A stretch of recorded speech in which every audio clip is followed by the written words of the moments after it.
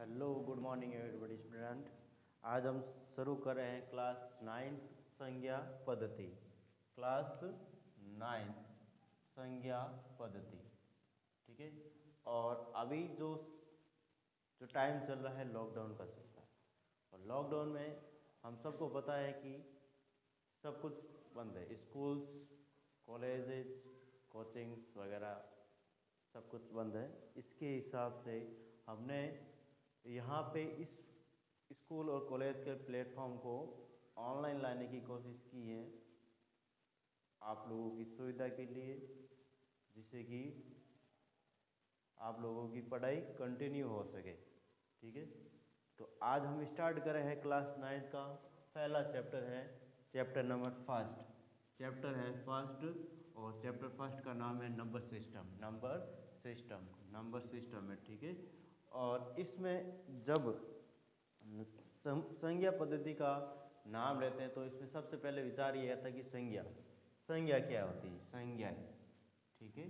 संज्ञाएं बहुत सारी हो सकती हैं, ठीक है। 0 से इन्फिनिटी तक हो सकती है, माइनस इन्फिनिटी से प्लस इन्फिनिटी तक हो सकती है, 1 से इन्फिनिटी तक, या 0 से, यानी बहुत सारी अलग अलग टाइप के संज्ञा होती है, ठीक है। तो हम सबसे पहले 1 बाई 1 एक चीज़ लेंगे और इसके हिसाब से हम करेंगे, ठीक है। तो सबसे पहले लिख रहा हूँ मैं। आपने पिछली क्लास में पढ़ रखा होगा कि प्राकृत संज्ञा क्या होती है, पूर्ण संज्ञा क्या होती है, और भी अलग अलग रैशनल, इरेशनल या परिमेय अपरिमेय संज्ञा, ठीक है। तो इनमें सबसे पहले है तुम्हारे, अगर मैं 0 से स्टार्ट करना चाहूँ तो यहाँ सबसे पहले मैं बात कर रहा हूँ मैं प्राकृत संज्ञा की। किसकी बात कर रहा हूँ मैं? प्राकृत संज्ञा की।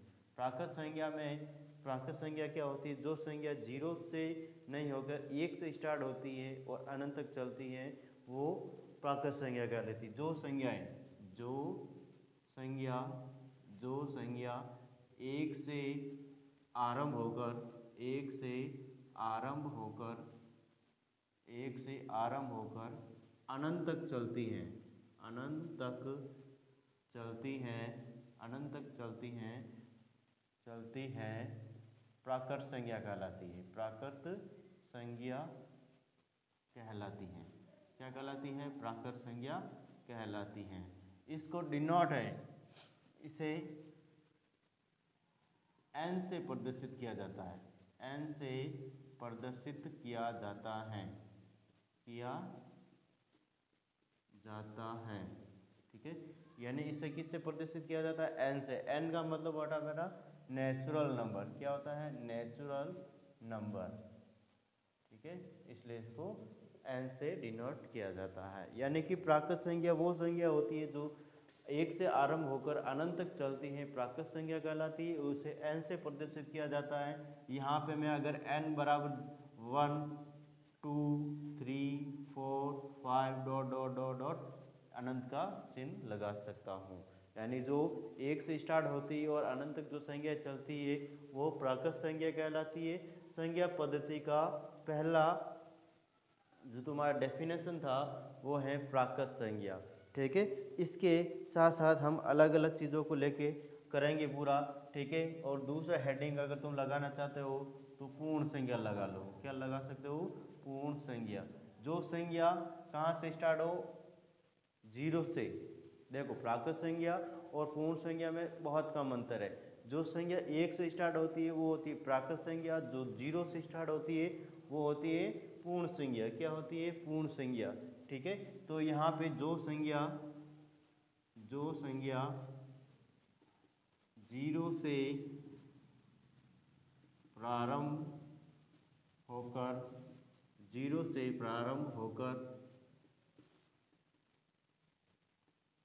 अनंत तक चलती हैं, उसे पूर्ण संज्ञा कहते हैं। उसे क्या कहते हैं? पूर्ण संज्ञा कहते हैं। जो संज्ञा 0 से आरंभ होती है और अनंत तक चलती है उसे पूर्ण संज्ञा कहते हैं। इसे W से प्रदर्शित किया जाता है। W से प्रदर्शित किया जाता है। किससे प्रदर्शित किया जाता है? W से। यानी कि अगर मैं पूर्ण को क्या कहते हैं? होल और नंबर, होल नंबर। आगे समझ गया। प्राकृत संज्ञा और पूर्ण संज्ञा के बारे में अगर समझ में आ गया हो तो हम आगे बढ़े, ठीक है। यानी कि यहाँ पे मैंने प्राकृत संज्ञा के बारे में बताया और पूर्ण संज्ञा के बारे में बताया। प्राकृत संज्ञा क्या होती है? जो संज्ञा एक से आरंभ होकर अनंत तक चलती हैं, प्राकृत संज्ञा कहलाती है। इसे n से प्रदर्शित किया जाता है। और यहाँ पे n बराबर 1 2 3 4 डॉट डॉट डॉट डॉट अनंत। और यहाँ पे w बराबर, अगर w बराबर मैं लूँ तो 0 1 2 3 4 5 6 डॉट डॉट डॉट डॉट अनंत तक चलती है। आगे समझ गया। अब आगे चलते हम। इसके साथ ही अगर मैं पूर्णांकों की बात करूँ, रैशनल या इंटीजर्स नंबर्स की बात करूँ मैं, ठीक है, तो ये क्या होता है? पूर्णांक। पूर्णांक संज्ञा। पूर्णांक संज्ञा क्या होती है? जो संज्ञाएं माइनस अनंत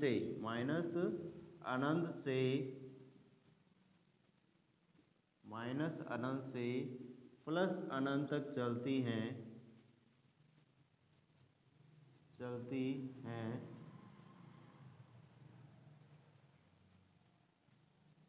उसे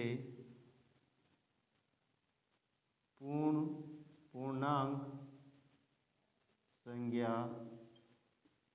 संज्ञाएं कहलाती हैं, ठीक है। यानी कि इसको डिनोट किससे किया जाता है? इसको आई से डिनोट किया जाता है। इसे आई से प्रदर्शित किया जाता है, आई से प्रदर्शित किया जाता है, ठीक है। और यहाँ पे मैं आई बराबर, अगर मैं माइनस का अनंत से लेकर अगर मैं डॉट डॉट डॉट करूँ, माइनस का 5 माइनस का 4 माइनस का 3 माइनस का 2 माइनस का 1 0 माइनस प्लस का 1 प्लस का 2 प्लस का 3 प्लस का 4 प्लस का 5 डॉट डॉट डॉट डॉट और प्लस का अनंत, ठीक है। यानी कि वो संज्ञा जो माइनस अनंत से प्लस अनंत तक चलती है पूर्णांक संज्ञा कहलाती है। और इसको डिनोट करने का तरीका आई है। आई का मतलब होता है बेटा यहाँ पे इंटीजर्स नंबर। क्या होता है? Integers number, INTEGERS, integers number. यानी कि इंटीजर आई यानी कि नेचुरल नंबर में n, नेचुरल नंबर जो 1 से स्टार्ट होती है, जो 1 से आरंभ होकर अनंत तक चलती है, उसे नेचुरल नंबर या प्राकृतिक संज्ञा कहते हैं। पूर्ण संज्ञा जो संज्ञा 0 से आरंभ होकर अनंत तक चलती है उसे पूर्ण संज्ञा कहते हैं। इसे W से प्रदर्शित किया जाता है, होल नंबर। और यहाँ पे मैं जब बात करूँ पूर्णांक संज्ञा की, जो संज्ञा माइनस अनंत से प्लस अनंत तक चलती है उसे पूर्णांक संज्ञा कहलाती है, या वो पूर्णांक संज्ञा कहलाती है। इसे इंटीजर्स नंबर के इंग्लिश में इसको इंटीजर्स नंबर्स कहते हैं, ठीक है। इंटीजर नंबर कहते हैं, ठीक है। इसे आई से प्रदर्शित किया जाता है। यहाँ पे आई बराबर माइनस अनंत से dot dot dot -5 -4 -3 -2 -1 0 1 2 3 4 5 dot dot dot dot plus अनंत तक चलती रहती है। आगे समझ गया। अगर तुम इसका स्क्रीनशॉट लेना चाहते हो तो ले सकते हो, मैं तुम्हें 10 सेकंड का टाइम देता हूँ।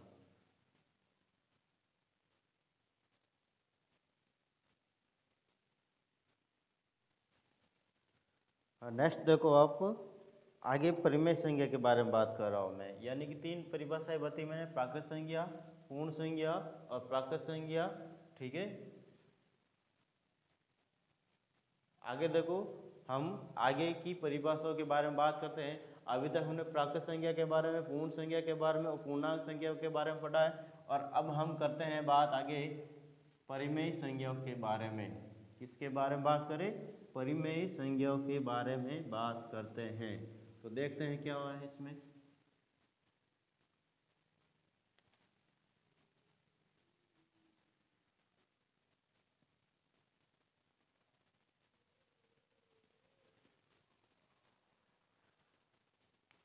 परिमेय संज्ञा, परिमेय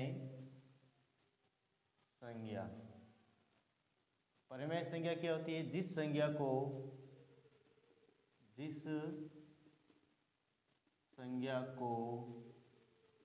p/q के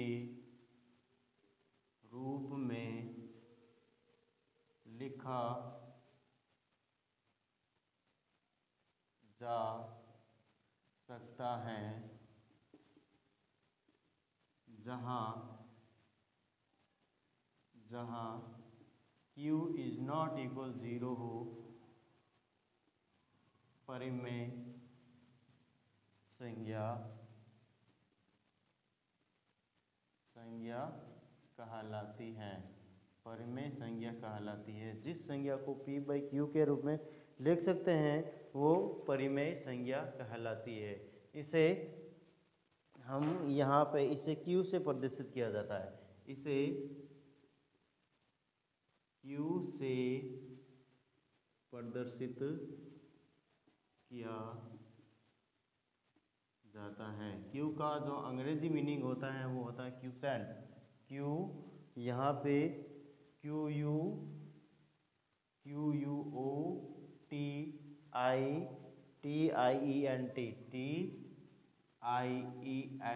क्यूसेंट, ठीक है, यानी कि भाजक विभाजक जो भी डिवाइड है, ठीक है। यानी परिमेय संज्ञा है। परिमेय संज्ञा का मतलब होता है जिस संज्ञा को हम p/q के रूप में लिख सकते हैं, जिस संज्ञा को हम p/q के रूप में लिख सकते हैं वो संज्ञा परिमेय संज्ञा कहलाती है। और q कभी भी 0 नहीं होना चाहिए, ठीक है। आगे समझ गया? यानी जिसे हम p/q, जैसे यहाँ पे एग्जाम्पल देना चाहता हूँ मैं, जैसे 5/2 लिखा, 5/2 लिखा मैंने, यानी 5/2 को अगर मैं डिवाइड करूँगा तो 2.5 आएगा, या 7/2 लिखा तो 3.5 आएगा। यहाँ फिर जो भी मैंने संज्ञा लिखी, यानी कि यहाँ पे p बराबर 5 और q बराबर क्या है तुम्हारा 2 है, p बराबर यहाँ पे 7 है, p बराबर यहाँ पे तुम्हारा कितना है 7 है, और यहाँ q बराबर 2 है। अगर मैं यहाँ पे और भी बहुत सारी चीज़ें हैं, जैसे मैं लिख सकता हूँ यहाँ पे p/q बराबर 10/1 ये लिख सकता हूँ, या p/q और यहाँ पे लिख सकता हूँ मैं 9/4, ये सारी, ठीक है, ये सारी की सारी क्या है। और जहाँ q कभी भी 0 नहीं है, q बराबर क्या नहीं है, 0 नहीं है। आगे समझ आ गया? यानी वे संज्ञा जिसको p/q के रूप में लिखा जा सकता है। और यहाँ पे डिवाइड करने पर एक चीज़ ध्यान रखने, एक परिमेय संज्ञा होती है, एक अपरिमेय संज्ञा होती है। जो शांत स्वभाव की होती है उससे शांत स्वभाव, यानी कि अगर डिवाइड करने पर बार बार इसके आगे से आगे सॉल्यूशन नहीं आए, आगे से आगे हल नहीं निकले, वो होती है परिमेय संज्ञा। और अपरिमेय संज्ञा की परिभाषा लगभग सेम ही रहती है, लेकिन उसमें थोड़ा सा अंतर रहता है कि जब मैं उसको डिवाइड करूँगा तो फल आता ही रहता है, कभी रुकता ही नहीं है, ठीक है। तो ये है परिमेय संज्ञा। और परिमेय संज्ञा को हम p/q के रूप में लिख सकते हैं, p/q के रूप में लिखा जा सकता है जहाँ q is not equal to 0 हो, और यहाँ पे परिमेय संज्ञा कहलाती है, ठीक है। परिमेय संज्ञा इसे q से डिनोट किया जाता है, q का मतलब क्यूसेंट होता है, इसे q से। और जैसे p/q 5/2 2.5, p/q 7/2 3.5, या p/q 10/1, यहाँ पे इन सब में देखते हैं हम तो यहाँ पे q कभी भी 0 नहीं है और p/q के रूप में इनको लिखा गया है। आगे समझ गया? अगर मैं यहाँ पे किसकी बात करूँ, तुल्य परिमेय की बात करूँ, मैं तुल्य परिमेय की बात कर रहा हूँ। यहाँ पे तुल्य परिमेय क्या होता है, वो परिमेय संज्ञा को या चाहे तुल्य परिमेय संज्ञा को बात सेम ही होती है, ठीक है। यानी तुल्यता निकालना किसी चीज़ की, जैसे मान लो यहाँ पे परिमेय संज्ञा दे रही है 1/2, अगर इसमें तुल्य परिमेय निकालना चाहता हूँ तो इसको मैं क्या कर लूँ, p/q यहाँ 1/2 को अगर मैं 2/2 से गुणा कर लूँ तो यहाँ पे 2/4 आ जाएगा, 2/4 यहाँ पे p/q लिखूँ, यहाँ पे 1/2 इंटू 3/3 या 3/6 हो जाएगा, 3/कितना हो जाएगा 6 हो जाएगा। यहाँ पे p/q करूँ तो यहाँ पे 1/2 इंटू 4/4 करूँ तो यहाँ पे 4/8 आ जाएगा, 4/8 8 आ जाएगा, इत्यादि इत्यादि। यानी कि ये सारी क्या है, तुल्य परिमेय है। यानी इनको भी पी बाई क्यू के रूप में लिख सकता हूँ, पी बाई क्यू के रूप में, पी बाई क्यू के रूप में। लेकिन जब इनका अंतिम मान है वो इसको कट घुटा के 1/2 ही होगा, 1/2 ही होगा, 1/2 ही होगा, ठीक है। यानी वो इसी जगह पे होगा संज्ञा रेखा के। जब मैं इसको संज्ञा रेखा पे डिनोट करना चाहता हूँ तो इस संज्ञा रेखा पे ये तुम्हारा 0 है और ये 1 है, तो यहाँ 1/2 1/2 ही होगा, सारी जगह 1/2 इसी जगह पे आके विराम करा गए, ठीक है। यानी कि परिमेय संज्ञा हो गई, तुल्य परिमेय संज्ञा हो गई। अब हमारे इसमें जो चीज़ें हैं वो चीज़ें, यहाँ तुल्य परिमेय संज्ञा को मैं भिन्न भी कह सकता हूँ, ठीक है, भिन्न, ठीक है। क्या कह सकता हूँ मैं, भिन्न भी, तुल्य भिन्न भी कह सकता हूँ। आगे समझ आ गया। देखो हमारे जो सिलेबस में या हमारी किताब में जो चीज़ें दे रखी है उसके अकॉर्डिंग ये चीज़ें हमारी पूरी हो चुकी है। अगर तुम अपरिमेय संज्ञाओं के बारे में जानना चाहते हो, अपरिमेय संज्ञा के बारे में जानना चाहते हो, तो हम आगे बता रहे हैं अपरिमेय संज्ञाओं के बारे में। जल्दी से जल्दी इसका स्क्रीनशॉट ले सकते हो तुम, ठीक है, जल्दी ले लो।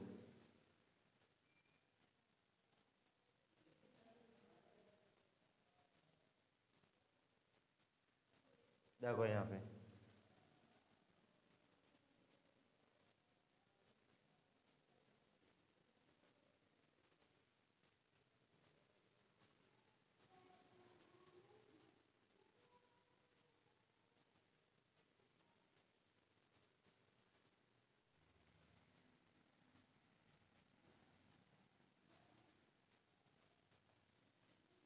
पे नोट लिखना, ये क्वेश्चन का है पार्ट, किन्हीं दो परिमेय संज्ञाओं के बीच, दो परिमेय संज्ञाओं के बीच, दो परिमेय संज्ञाओं के बीच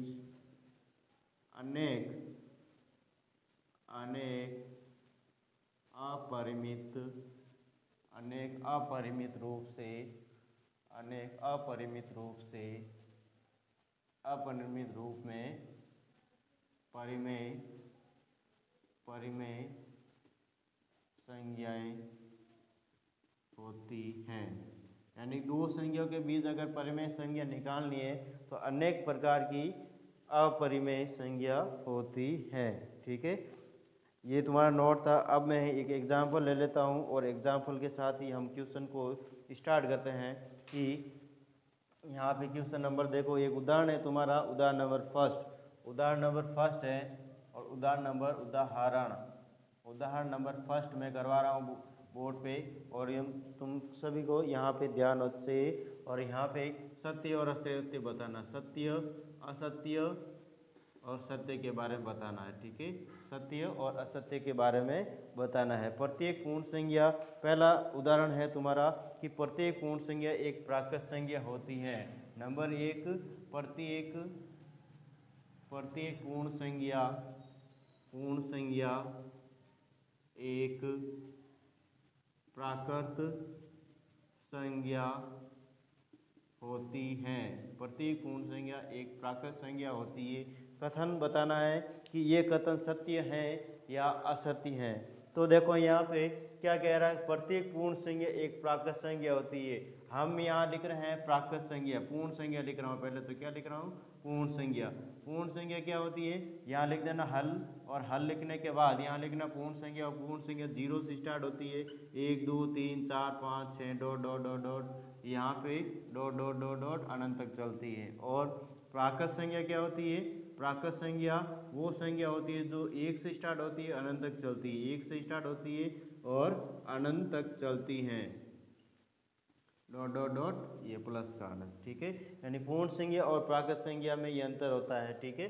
तो प्रत्येक पूर्ण संज्ञा का एक प्राकृत संज्ञा होती है। प्रत्येक पूर्ण संज्ञा यानी प्रत्येक पूर्ण संज्ञा एक प्राकृत संज्ञा कैसे हो सकती है, नहीं होगी, क्योंकि यहाँ पे लिख देना, यहाँ 0 1 पूर्ण संज्ञा है जो प्राकृत संज्ञा में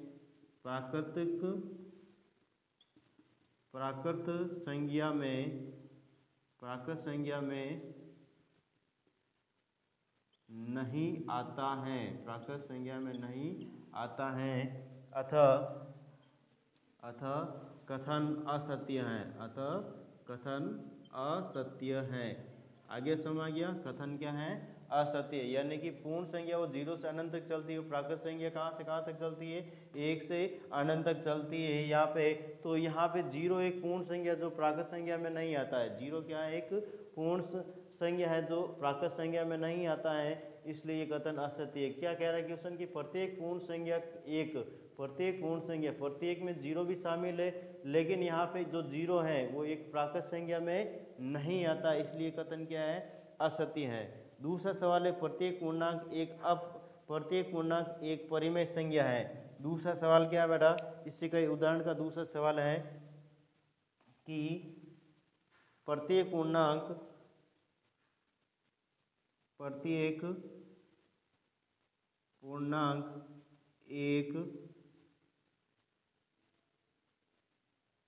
परिमेय,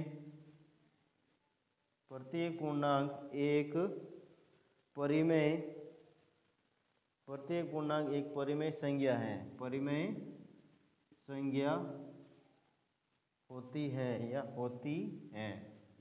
ठीक है, क्वेश्चन क्या कह रहा है, क्वेश्चन है बेटा प्रत्येक पूर्णांक एक परिमेय संज्ञा है, तो इसको हम बताएंगे कि ये कथन सत्य है या असत्य है। तो यहाँ पे मैं लिख रहा हूँ पूर्णांक संज्ञा, क्या लिख रहा हूँ मैं बेटा, पूर्णांक संज्ञा लिख रहा हूँ मैं, क्या लिख रहा हूँ, पूर्णांक संज्ञा। और पूर्णांक संज्ञा में मैं क्या लिख रहा हूँ मैं, माइनस अनंत से -1 से -2 -1 0 1 2 डॉट डॉट डॉट। और यहाँ पे क्या कह रहा है कि प्रत्येक पूर्णांक को हम, अगर मैं लिखना चाहता हूँ प्रत्येक पूर्णांक को p/q के रूप में लिख सकता हूँ,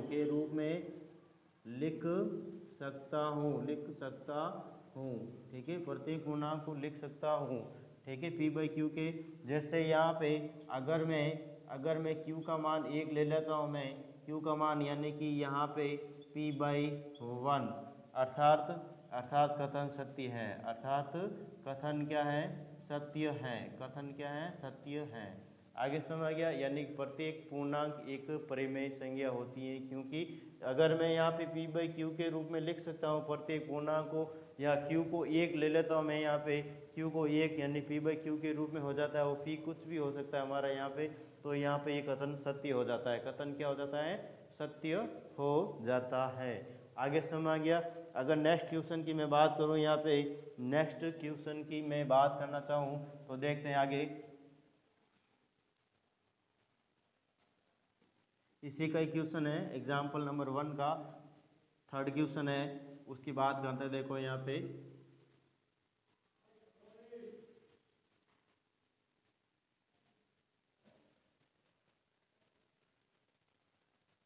प्रत्येक परिमेय संज्ञा एक पूर्णांक होती है। एग्जाम्पल नंबर 1 का थर्ड क्वेश्चन है, यहाँ पे प्रत्येक परिमेय संज्ञा एक पूर्णांक होती है। तो हमें इसको देखते ही पता चल जाता है कि प्रत्येक परिमेय संज्ञा पूर्णांक नहीं हो सकती है। यहाँ पे लिखेंगे हल और यहाँ लिखेंगे प्रत्येक परिमेय संज्ञा एक पूर्णांक नहीं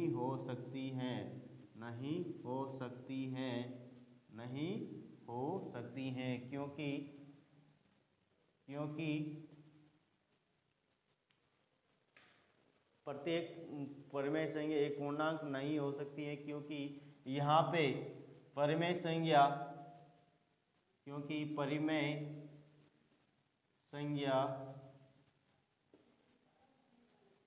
5/4 एक परिमेय पूर्णांक नहीं हो सकता,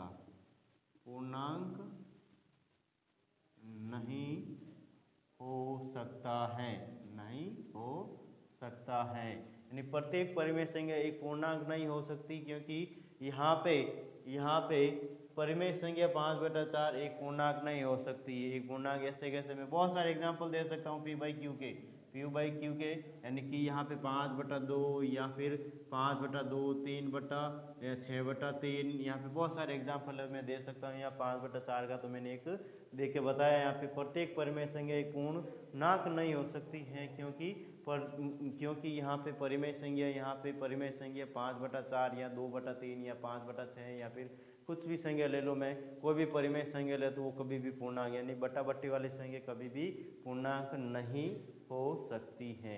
आगे समझ में आ गया? ठीक है। अगला एग्जाम्पल अगर हम करना चाहें तो देखते हैं आगे क्या है।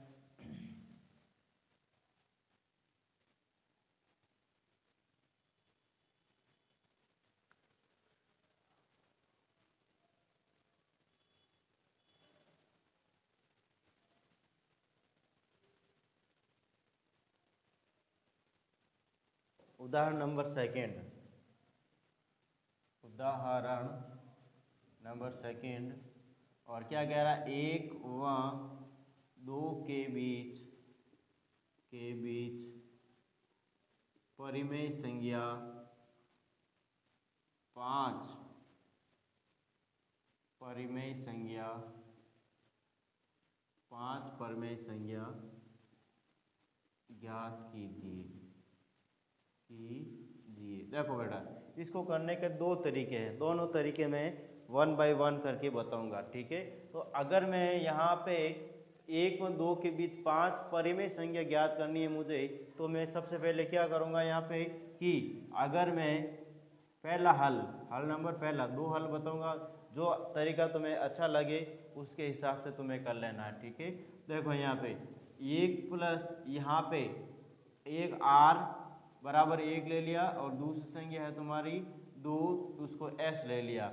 अगर मैं r प्लस s प्रथम संख्या प्लस दूसरी संख्या का योग करके बटा 2 का भाग देता हूँ तो हमें परिमेय संख्या ज्ञात हो जाएगी। यानी कि 1 प्लस 2 बटा 2 या फिर बटा 2 यानी 3/2, ये परिमेय संख्या हो गई। दूसरी अगर मैं निकालना चाहता हूँ मैं, तो वापस ये तुम्हारा जो आया है उसको मैं r1 नाम दे देता हूँ। इसका नाम मैं क्या दे देता हूँ, r1। तो यहाँ पे क्या हो जाएगा, r1 प्लस s बटा 2, या कुछ भी ले सकता हूँ मैं। ठीक है। 3/2 प्लस 2/2, तो यहाँ पे कितना हो जाएगा, 3 प्लस 4/2/2 यानी कि 7/4। यह आ जाएगा तुम्हारा r2। यहाँ पे r2, तो यहाँ पे r प्लस s r2 बटा, इसका मैं नाम दे देता हूँ r2 यहाँ पे बटा 2, और यहाँ पे मैं क्या कर लेता हूँ 7/4/2/2 यानी कि 7 प्लस 8/4/2 यानी कि 15/8। ठीक है। ये कितना हो गया, r3 हो गया। कितना हो गया, r3 हो गया। अगर मैं यहाँ पे और r3 प्लस s बटा 2 की बात करूँ यहाँ पे, तो यहाँ पे कितना हो जाएगा तुम्हारे, अगर यहाँ पे इनकी ओर मैं बात करना चाहता हूँ मैं, तो यहाँ पे 15/8 प्लस 2/2, और यहाँ पे 15 प्लस 16/16, और यहाँ पे मैं 15 और 16 को जोड़ूँ तो 31/16, और ये 4। ठीक है। कितने परिमेय संख्या हो गई, 1 हो गई, 2 हो गई, ये 3 हो गई, ये 4 हो गई, और 5 ही और निकाल दूँ मैं यहाँ पे, 5 ही और निकालना चाहूँ मैं, तो 4 प्लस s/2 बराबर यहाँ पे मैं करना चाहूँ तो r4 31/16 प्लस 2/2, और यहाँ पे मैं इसको करना चाहूँ तो 31 प्लस 16 × 32, और यहाँ पे 16/16 इंटू 2 कितना हो जाएगा 32, और यहाँ पे कितना हो जाएगा तुम्हारा 63/32 बराबर r5। यानी कि अलग अलग तरीके से हमारा पहला हल हुआ 1 व 2 के बीच 5 परिमेय संख्या निकालने का, यानी r प्लस s बटा 2 करूँ, दोनों संख्या जो दे रखी है उनका मैं योग करके बटा 2 करूँ तो यहाँ पे एक परिमेय संख्या निकल सकती है। और फिर बाद में 1 बाई 1 यहाँ पे मैं क्या करूँ, r1 प्लस s बटा 2 3/2 बटा 2 प्लस 2/2, यहाँ पे 3 एक दो दो दो दूनी चार, और 4+3 7, तो 7 2/2 यानी 4 हो गए यहाँ पे। एंड ऐसे करके मैं यहाँ पे जैसे R2 आया तो R2+S/2 7/4+2, तो यहाँ पे 4 2 8+7 15/8 हो जाएगा, R3 हो गया यहाँ पे। फिर R3+S में करना चाहता हूँ मैं, R3+S करना चाहता हूँ 15/8+2/2, तो यहाँ पे ये करना चाहता हूँ 15+16/16, और यहाँ पे 31/16 बराबर R4 आ गया तुम्हारा यहाँ पे। फिर बाद में R4+S/2 31/16+2/2, तो यहाँ पे 31+32/2 बराबर 63/32 बराबर R5 आ भाई। ये हो गया तुम्हारा पहला तरीका हो गया तुम्हारा। ये कौन सा तरीका हो गया? पहला तरीका हो गया। दूसरा तरीका अगर मैं बताना चाहता हूँ तो बता सकता हूँ, ठीक है, बता रहा हूँ मैं, और इसको जल्दी से जल्दी उतार के एक स्क्रीनशॉट ले सकते हो, ठीक है।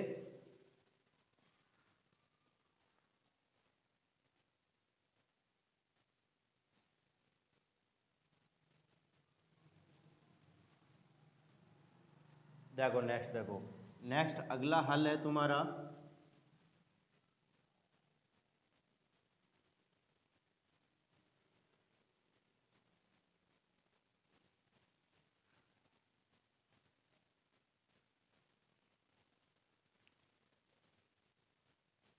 हल नंबर दूसरा। यहाँ पे बेटा हमें कह रहा है कि 5 परिमेय संख्या निकालो। कि क्या कह रहा है? 5 परिमेय संख्या। अब हमारे पास एक तरीका होता है कि जब 5 परिमेय संख्या निकालनी होती है तो क्या करते हैं हम कि यहाँ पे जो दे रखा है 5, तो यहाँ पे R बराबर में 5 लिख दूँ, और 5 परिमेय संख्या में 1 जोड़ के उसका तुल्य भिन्न निकाल दूँ, तुल्य परिमेय संख्या निकाल दूँ।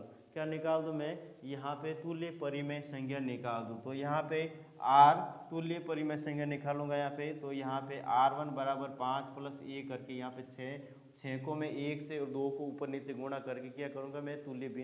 तुल्य परिमेय संख्या में इसकी निकालूंगा। तो यहाँ पे जब मैं 1 को मैं 6/6 से गुणा करूँगा, 1 को मैं 6/6 से गुणा करूँगा, और इधर में तथा यहाँ पे मैं 2 को मैं 6/6 से गुणा करूँगा, तो यहाँ पे 12/6 आ जाएगा, और यहाँ पे कितना हो जाएगा तो हमारा 6/6 हो जाएगा।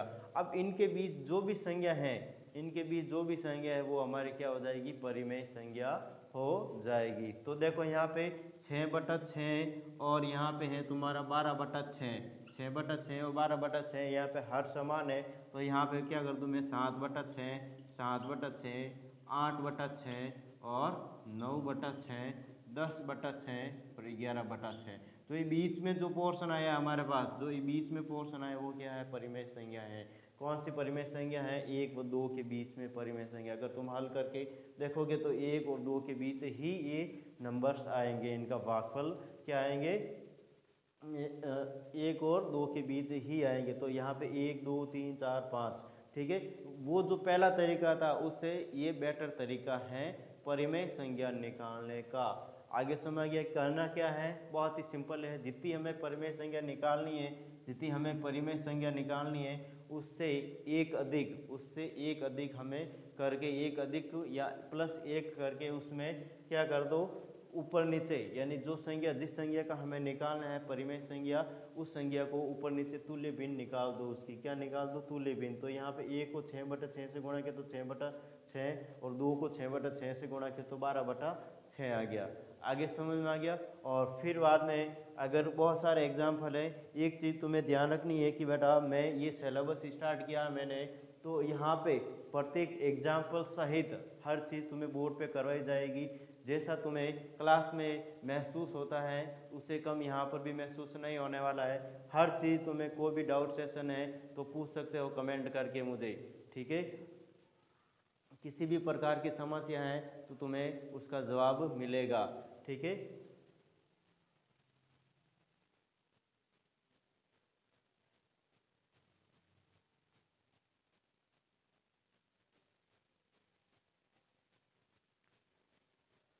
तो दोस्तों आज के लिए बस इतना ही। कल का हम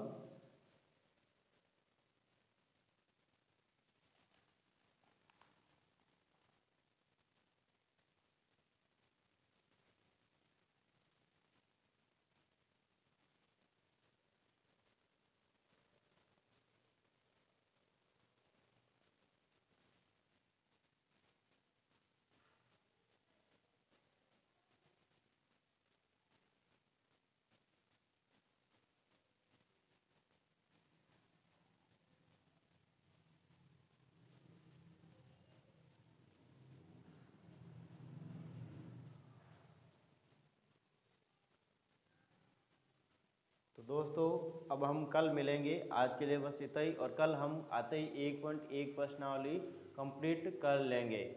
थैंक यू, धन्यवाद। हमारे चैनल सिद्ध अकेडमी को सब्सक्राइब करें और शेयर करें और लाइक्स के ऊपर बटन दबाएं और सब्सक्राइब के ऊपर लाल घंटी के ऊपर बटन दबाएं। ठीक है, धन्यवाद।